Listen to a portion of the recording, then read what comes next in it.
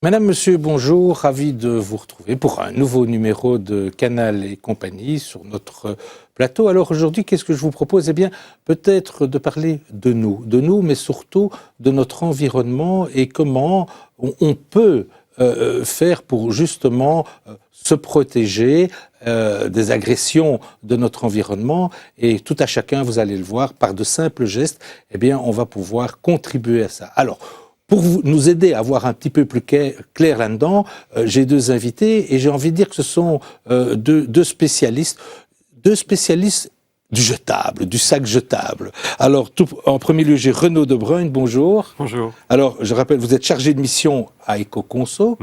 Vite, pour ceux qui nous prendraient en marche et qui n'auraient jamais suivi une émission de Canal et compagnie sur Ecoconso, on rappelle la philosophie d'Ecoconso. Mais on essaye vraiment, nous, de donner un maximum d'informations et de conseils en éco-consommation, donc tout ce qui touche la consommation et l'environnement. Ça peut être les déchets, on va parler de sacs jetables, ça peut être l'eau, ça peut être l'énergie. Vraiment au niveau du consommateur, voir ce qu'on peut faire en tant que consommateur pour améliorer, si vous voulez, son impact sur l'environnement et améliorer sa santé également. Voilà. Alors, à côté de vous, eh bien, j'ai le grand plaisir d'accueillir Isabelle Deltour. Bonjour. Bonjour. Alors, vous êtes créatrice de Back to Green. Exactement. Back to Green, c'est ça. C'est ça. On va en parler. Vous avez mis au point, vous avez réfléchi sur une alternative justement à ces sacs jetables. On va en parler tout à l'heure.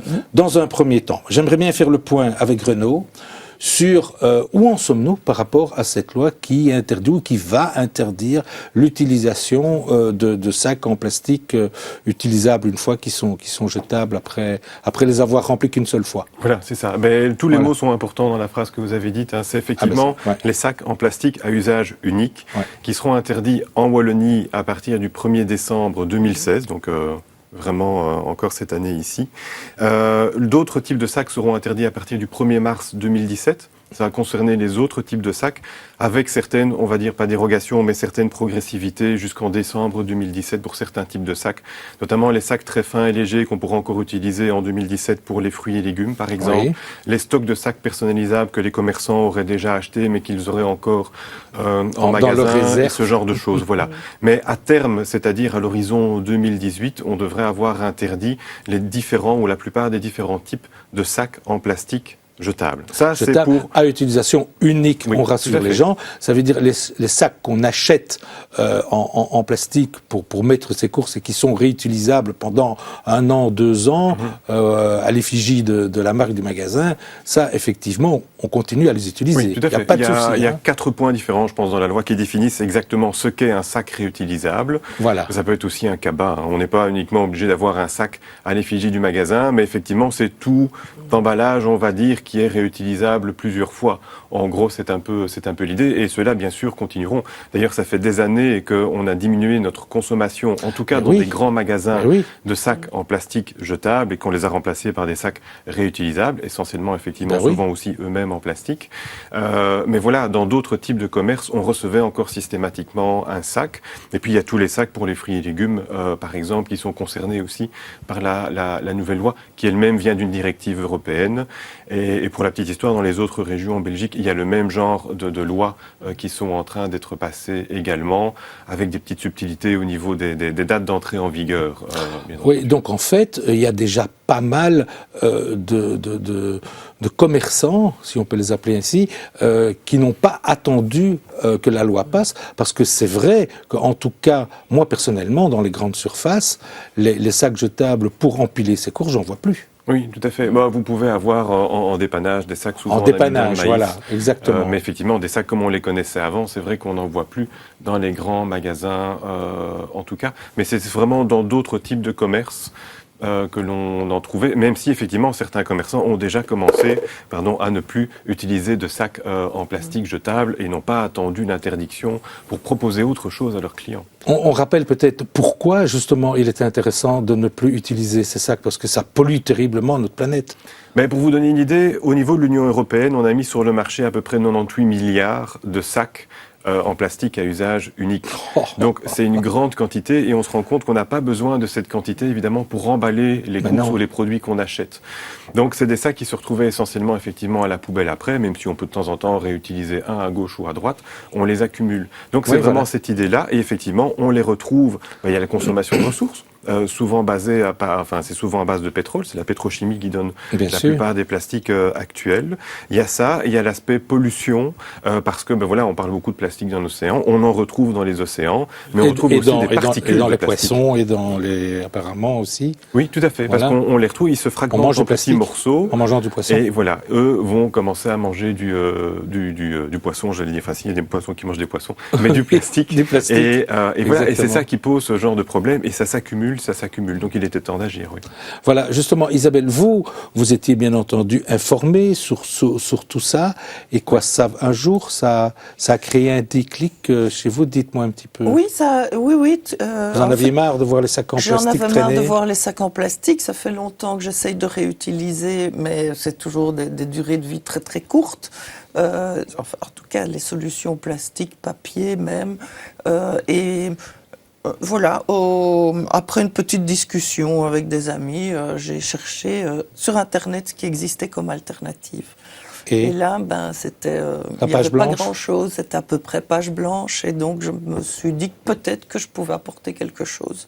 Alors justement, pour que les choses soient claires et bien établies, la démarche dont on va parler, quelque part, n'a rien à voir avec votre profession. Absolument rien. Rien. Non, pas du tout. Donc c'est vraiment cet acte, j'ai envie de dire, gratuit, de se dire j'ai envie de faire quelque chose. Je revendique qu'au départ, c'est un acte citoyen. Qu'il y a 2-3 ans, vous m'auriez dit tu seras un chef d'entreprise, j'aurais dit mais non, jamais. Parce que mon objectif, c'était pas de créer une entreprise, mais l'entreprise s'est créée par la force des choses. Voilà. Donc l'idée de départ, c'était de dire comment pourrais-je faire pour éliminer ces sacs en plastique à utilisation unique, on est d'accord, tout à fait. Ou pas que, parce qu'on va le voir, par un sac dans une autre matière. Exactement. Une matière qui est respectueuse de l'environnement. Si elle est belle, c'est encore mieux. Exactement. Si elle est produite chez nous, c'est encore mieux. Tout à fait. Et donc quoi, vous avez commencé à chercher, expliquez-nous un petit peu. Ça a été long. Ça a été long, entre le moment où j'ai sorti ma machine à coudre avec mes bouts de tissu du fond de mon armoire et le moment où les premiers sacs sont sortis de l'atelier, il a fallu 9 mois. Donc, une gestation, un accouchement. Exactement. Et donc l'idée au départ, c'était d'aller vers le tissu, de toute façon. C'était d'aller vers le textile, parce que le textile est durable, il est lavable, l'entretien est toujours facile. Oui, c'est vrai. Et donc, j'ai fait beaucoup de recherches sur quel textile utiliser pour sortir quelque chose de réellement écologique. Oui, pourquoi? Parce que c'est vrai qu'on le sait, il y a certains tissus qui se disent naturels, mais qui ont subi tellement de traitements. Exactement. Dites-nous un petit peu, donnez-nous peut-être des par exemples. exemple, le coton. Voilà, tout le coton, tout le monde connaît. La transformation du coton et également la culture sont actuellement absolument pas écologiques. C'est extrêmement chimique. J'ai cherché du côté du rami, qui est une fibre textile très très ancienne, de l'Égypte ancienne déjà, mais actuellement, le rami, qui est une sorte d'ortie, donc qui pousse toute seule, mais sa transformation est terriblement polluante aujourd'hui. Donc j'en suis arrivée en finale au lin, qui est une culture écologique en soi, locale, qui pousse dans les champs autour de chez nous, qui est très solide, qui est beau, agréable, et qui permet d'emballer et de conserver les aliments. Alors, le lin, c'est vrai, le lin est une matière première qu'on cultive chez nous en Belgique et dans le nord de la France depuis très très très très très longtemps. Très longtemps. Et en vous écoutant, donc, j'en viens à la conclusion que le lin, quand on le produit sur nos terres, il n'y a pas trop d'intrants artificiels ou de produits, etc. C'est une plante qui se débrouille un peu toute seule. Voilà, c'est une plante qui pousse à peu près toute seule. Les interventions phytosanitaires sont très très faibles et uniquement quand il le faut. Et puis la transformation aussi du lin est en bonne partie naturelle, avant de passer alors à une transformation mécanique. Voilà, justement, parlons-en un petit peu. Vite en 2 mots, comment est-ce qu'on produit du lin? Comment? Pour en arriver à ce tissu. Voilà, alors beaucoup connaissent les graines de lin qu'on met dans le pain, entre autres. On sème les graines. Les tiges poussent et elles sont magnifiques. Ce sont des belles tiges vertes, claires, très lumineuses. Très lumineuses, très fines, c'est très très beau. Le lin fleuri, bleu ou blanc. Ce qui est aussi magnifique. Absolument superbe. Et puis, quand les fleurs se transforment en graines et que la tige est séchée, on arrache le lin de la terre et on le laisse reposer sur la terre, sur le champ, pendant 4 à 6 semaines minimum. Et ça porte un terme. Voilà, ça s'appelle le rouissage. Le rouissage du lin. Voilà, où les micro-organismes de la terre et l'oxygène, l'eau de pluie vont commencer à faire fondre... À dégrader. Voilà, les gaines autour des fibres qui vont nous intéresser. Et puis ça part au taillage, qui est l'étape où on va... terminer le nettoyage des fibres, et puis alors elles vont être filées, puis tissées, voilà, puis, comme une autre matière. Et donc, votre choix s'est porté sur le lin parce que, pour vous, et vous avez fait des analyses, on va en parler, c'est cette matière-là qui n'est pas dangereuse quelque part quand elle est mise en contact avec des aliments. C'était ça le plus important? C'était extrêmement important, aussi important que la culture et que la durée de vie, que le cycle complet de vie du lin. Voilà. Et donc pour ça, j'ai fait appel à un laboratoire indépendant qui a créé des tests pour ces sacs parce que les tests de conformité alimentaire pour le textile, ça n'existait pas. Donc on a travaillé ensemble pour voir quel test faire pour être sûr du résultat. Qu'il n'y ait pas justement d'échange, de contamination sur les aliments. Voilà. Alors justement, contamination, échange, on va en parler, puisque, bon, on a parlé des sacs jetables, mais pas que, parce que vous êtes arrivé ici avec quelques récipients. Oui, quelques petits exemples. Puisque l'idée, aujourd'hui, c'est de parler plastique, aussi, voilà, et comment les remplacer, voilà. Alors, on a les sacs jetables, mais pas que, on a chez nous plein de récipients qu'on utilise quotidiennement pour conserver des aliments, pour réchauffer des aliments. Et là, il y a matière il faut faire un peu attention. Il y a matière à dire, c'est pour ça qu'on a fait cette campagne sur le plastique, où on brosse un peu les différents usages du plastique qu'on peut avoir au quotidien. En termes d'alimentation, il y a des exemples très, très courants. Il y a évidemment la bouteille pour les boissons type soda, jus, eau, etc. Il y a des récipients simplement pour conserver les aliments, comme vous en avez parlé. On a aussi des récipients où on peut acheter, ici c'est un plat pour bébé, qui est effectivement dans un récipient en plastique et qui est à mettre directement au micro-ondes. Alors, ce dont on se rend compte, mais c'est pas nouveau, c'est quelque chose qui est encadré par la loi, c'est qu'il y a des migrations entre le contenant en plastique, dans ce cas-ci, et le contenu, donc l'aliment qu'on va manger. Et on se rend compte qu'il y a toute une série de libérations de molécules, de substances qui sont souvent cancérigènes ou perturbatrices endocriniennes. Par exemple, le bisphénol A, dont on a beaucoup parlé pour les biberons. J'allais le dire, on en a parlé. Voilà, c'est exactement la même chose, sauf qu'il y a d'autres substances que le bisphénol A qui migrent. Alors tout ça est normé, tout ça est bien suivi et connu des laboratoires, Analisa, etc. Mais voilà, on se rend compte que dans certaines conditions, on peut parfois dépasser la norme quand on utilise mal l'emballage. Par exemple, un emballage en plastique qui est censé aller au four, si on va à des températures trop élevées, on l'utilise mal. Si on utilise un emballage en plastique que l'on met au micro-ondes pour réchauffer quelque chose, mais que l'emballage est un emballage de récup qui n'est pas prévu pour ça, ça peut être potentiellement un risque aussi. Mais même quand l'usage est prévu pour, on sait qu'il y a des migrations. Alors, il y a des normes qui sont la plupart du temps respectées, mais on pourrait se dire aussi, tiens, pour le bisphénol ou pour d'autres molécules, on a revu ces normes à la baisse, voire on a interdit certaines substances. Donc nous, notre idée, c'est dire quoi? Mais on sait qu'il y a ces migrations, et donc l'idée, c'est d'essayer d'utiliser le moins possible d'emballage en plastique, surtout pour des aliments chauds, gras ou acides. C'est vraiment pourquoi les trois c'est critères. dans ces conditions-là voilà. que la contamination, l'échange, que l'émigration est la plus importante. Tout à fait. Oui. Il y a même des migrations à froid, dans de l'eau froide, par exemple, contenue dans des bouteilles en plastique. Mais justement, j'allais le dire, la bouteille en plastique, alors la bouteille d'eau qu'on achète. Mais il y a des migrations, mais elles sont très faibles, et elles sont considérées comme inoffensives à ce stade en tout cas. Maintenant, quand c'est chauffé, donc vous avez un aliment et gras et acide que vous chauffez, là vous avez potentiellement encore plus de migration. D'ailleurs, on peut voir sur certains emballages. Que cet exemple-là, des petits plats préparés pour bébé, qu'est-ce qu'il vaut mieux faire? On vide le contenu dans une petite casserole Nous, c'est ce qu'on a fait ici. D'ailleurs, on voit que l'emballage a été un peu abîmé, entre guillemets, par l'aliment. Oui. Ce qu'on a fait, c'est qu'on a retiré l'aliment. On l'a mis, par exemple, dans un récipient. Ici, vous avez un récipient en verre. Alors, le couvercle est en plastique. Je vois qu'il est encore en plastique. Oui, mais ça, c'est pour l'étanchéité et pour la conservation. C'est pratique. Et là, les migrations sont quasi nulles. Mais disons que si vous mettez le plat ici dans le récipient en verre, dans le récipient en verre, et que vous mettez ça au four, il n'y a pas de souci, il n'y a pas de migration. Le verre est particulièrement neutre par rapport aux aliments, de manière générale. Si vous mettez un couvercle, il y a peu de migration. Éventuellement, il y aura de la vapeur d'eau chaude, etc. Mais c'est pas en contact direct avec un aliment, donc c'est vraiment un moindre mal. Mais l'intérêt, c'est d'utiliser plutôt des plats, je vais pas dire en dur, mais en verre, ou éventuellement en inox aussi, soit pour la conservation, soit encore plus pour réchauffer un plat. Ça peut être une assiette aussi, vous réchauffez le plat sur une assiette, quitte à mettre effectivement un couvercle dessus pour favoriser le réchauffement.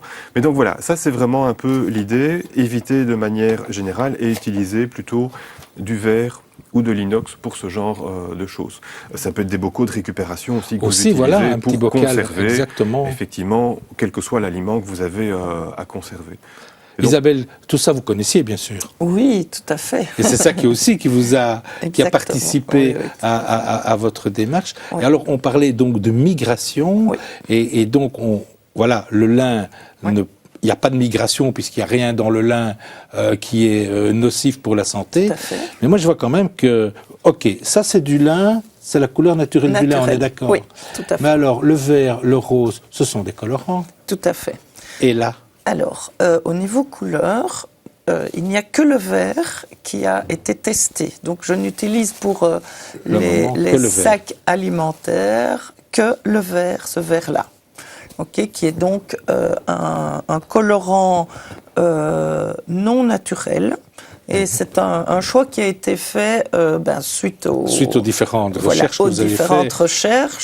Je voulais du naturel, évidemment, au départ, mais pour fixer une couleur naturelle sur le tissu, il faut utiliser des processus chimiques qui sont très agressifs. Et comme tout pigment naturel n'est pas non plus bon à manger, c'est obligatoire. Donc, je me suis rabattue sur des colorants, des teintures artificielles, des teintures artificielles, mais qui sont certifiées Ecotex. Et qui n'ont pas besoin de ce fameux fixant. Voilà. Et donc, la certification Ecotex, c'est une certification écologique textile internationale. Et donc, mes sacs sont excellent pour le contenu alimentaire. Alors, on a parlé de la matière du sac, le lin, on a compris pourquoi le lin et pas autre chose, on a compris la nature des colorants.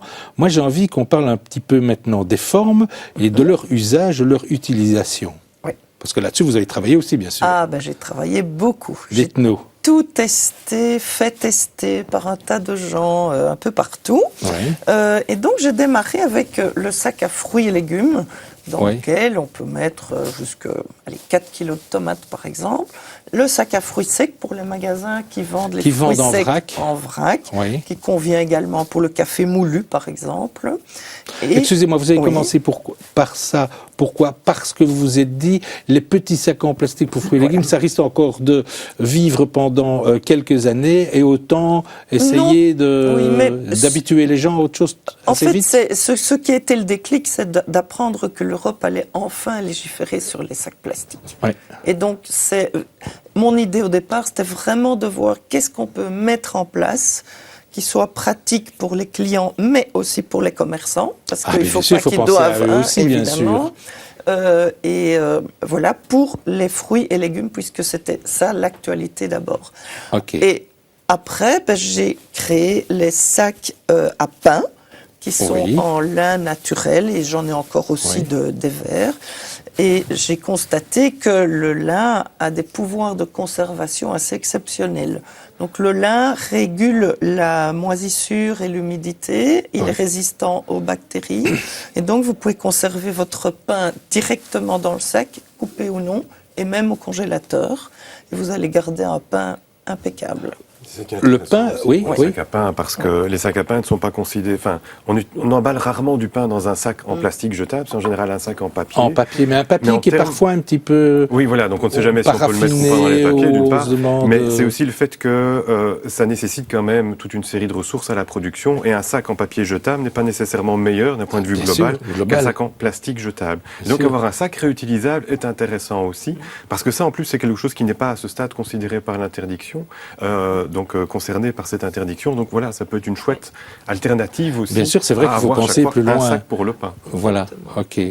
Et de le conserver en plus dedans, ça c'est vraiment magnifique. Extra. Alors, 1, 2, 3, c'est pas fini, hein, il y a autre chose. Ça, par exemple. Oui, tout à fait. Mais ça, c'est le sac de course. Ça, c'est ce que... le fameux sac en plastique de poche qu'on a avec soi dans son sac ou dans sa poche et qui remplace les sacs en nylon, les petits sacs en nylon qu'on a avec soi, pour toutes les petites courses occasionnelles qu'on fait et qui font justement que souvent les gens demandent au magasin, on achète un pull et ah oui mais donnez-moi un sac parce que je ne savais pas que j'allais acheter mon oui un pull et j'ai pas envie que ça soit en et en vous repartez contact avec un plastique et vous comme disait monsieur vous cumulez et puis alors il y a la poche pique-nique, les poches pique-nique, j'ai 3 modèles de poches pique-nique en lin enduit qui s'ouvrent en set de table. D'accord. Et donc, vous partez avec votre pique-nique, il se conserve tout à fait bien. L'enfant qui prend sa tartine pour aller à l'école, voilà. Et sa tartine peut être en contact direct avec le tissu, pas besoin de l'emballer dans un plastique alimentaire, surtout pas. Ni surtout plus d'aluminium. Surtout plus. Voilà, et donc vous mettez l'œuf dur, la tartine, le fromage en vrac, les petites tomates, voilà. Ouais. Ça fait longtemps que je n'ai plus vu Made in Belgium sur une étiquette d'un tissu. Ça rassure. Je vois ça ici sur l'étiquette aussi. Tout à fait. Tout est confectionné en Belgique dans des entreprises de travail adapté. Ça fait partie aussi ça du fait projet. Partie aussi. Exactement. Alors, dites-nous un petit peu, soyons pragmatiques. Oui. Ça se vend bien? Ça se vend très bien. Dites-moi. Aujourd'hui, il y a à peu près 45 points de vente en Wallonie et à Bruxelles. Oui. En France, on démarre aussi. Il y a des demandes qui viennent de Suisse, etc. Donc, alors, j'imagine, parce que dans les gens qui nous écoutent aujourd'hui, il y en a plus d'un qui va se dire, ah bien ça, j'ai vraiment envie d'acheter. Et comment faire pour informer ces gens sur les lieux de vente? Eh bien, sur le site backtogreen.com. Et d'ailleurs, vous avez, je crois, ici... un petit folder. Voilà, .be. Oui. Voilà, on l'a. C'est .com, mais .be, on y arrive aussi. Et là, vous trouvez la page point de vente et vous aurez tous les points de vente. On va sur ce site, et là quoi? On a tous les points de vente. Vous avez une page avec tous les points de vente qui est mise à jour régulièrement. Vous pouvez voir aussi tous les articles sur la boutique en ligne du site et soit acheter sur la boutique, soit vous rendre dans les points de vente. Parce que et les points de vente, ce sont des points de vente qui procèdent un peu à la même démarche que la vôtre, des petites épiceries bio, entre guillemets, des choses comme ça, ou bien... Oui. On ne les trouve pas encore en grande surface. On ne les trouve pas en grande surface. Pour le moment, moi je travaille avec plutôt des plus petits magasins, des magasins bio, des magasins écologiques, des magasins de vrac, parce qu'il y en a de plus en plus qui s'ouvrent, et magasins d'articles de cuisine, par exemple, etc. Voilà. Oui. Et l'entreprise, elle se développe? Et l'entreprise se développe et nous à tel point que... Voilà, on est en train de créer une société coopérative à finalité sociale. Magnifique. Et on lance pour ça un crowdfunding pour pouvoir amener des coopérateurs. Voilà. Renaud, vite un dernier mot. Oui. Quand on entend Isabelle et qu'on fait partie, qu'on travaille chez Coconso, on applaudit. Oui, mais c'est ce qui est vraiment très chouette, parce qu'on pourrait utiliser d'autres types de sacs réutilisables qu'on utilise déjà. Mais ici, ce qui est vraiment chouette, c'est la cohérence de l'ensemble. Du début à la fin, on fait attention aux différents aspects environnement, santé et tout l'aspect social également. Voilà. Et ça, c'est vraiment ça qui est chouette, montrer que, tiens, dans ce cadre-là, en tout cas, on peut aller jusqu'au bout de la démarche. En plus, il y a des sacs réutilisables qu'on n'a pas beaucoup l'habitude de voir, par exemple, comme pour les sacs à pain. Donc voilà, c'est ça qui est vraiment chouette. Et j'ai envie de rajouter aussi, parce que si vous, qui nous regardez, vous avez envie d'en savoir plus, de discuter peut-être avec Isabelle et avec Renaud, eh bien, je vous annonce qu'ils seront présents au Salon Récupère à Namur. Oui, tout à fait. Voilà. Et donc là, il y aura l'occasion peut-être de développer vraiment de manière plus complète, bien que ce le fût déjà très complet, je trouve, votre démarche, et peut-être, informer les gens sur peut-être différentes adresses, etc. Oui, on sera là pour notre campagne, le plastique, c'est pas automatique. Alors, on va la montrer aussi. Si vous avez des questions sur le plastique, effectivement, n'hésitez pas à nous contacter ou lors du salon Récupère. Voilà. Eh bien, écoutez, vous savez quoi ? On pourra discuter. Oui. Je ne veux pas dire que tout est dit, parce qu'on pourrait en parler pendant des heures, mais je crois qu'on a dit le principal, en tout cas, aujourd'hui.